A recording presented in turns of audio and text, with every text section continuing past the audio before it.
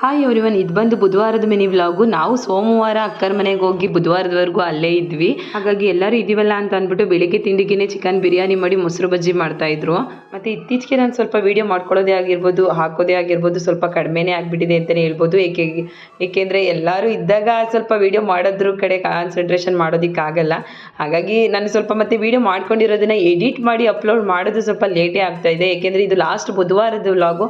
ನಾನು ಇವತ್ತು ಅಪ್ಲೋಡ್ ಮಾಡ್ತಾ ಇದ್ದೀನಿ. ಇನ್ನೂ ವಿಡಿಯೋಸು ಅಂದರೆ ಮಾಡ್ಕೊಂಡಿರೋದೆಲ್ಲ ಪೆಂಡಿಂಗ್ ಇದೆ. ಅದನ್ನು ಎಡಿಟ್ ಮಾಡಿ ಅಪ್ಲೋಡ್ ಮಾಡೋದಕ್ಕೆ ಆಗ್ತಾ ಇರಲಿಲ್ಲ. ಏಕೆಂದರೆ ಕಂಟಿನ್ಯೂಸ್ ಆಗಿ ಅಲ್ಲಿ ಇಲ್ಲಿ ಹೋಗೋದು, ಹಾಗೆ ರಿಲೇಟಿವ್ಸ್ ತಮ್ಮನೆಗೆ ಬರೋದು ಇದೇ ಆಗೋಗ್ತಾ ಇದೆ.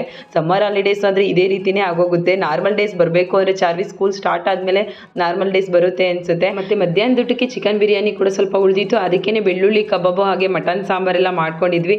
ಎಲ್ಲರೂ ಸೇರಿ ಇವತ್ತಿನ ದಿನ ಅಂತೂ ತುಂಬಾ ಎಂಜಾಯ್ ಮಾಡಿದ್ವಿ. ಹಾಗೆ ನಾಳೆ ಕೂಡ ಒಂದು ಫಂಕ್ಷನ್ ಇದೆ, ಅದಕ್ಕೆ ಹೋಗಬೇಕು. ಹಾಗಾಗಿ ಇವತ್ತು ನೈಟೇ ನಮ್ಮ ಮನೆಗೆ ಹೋದ್ವಿ. Thank you for watching.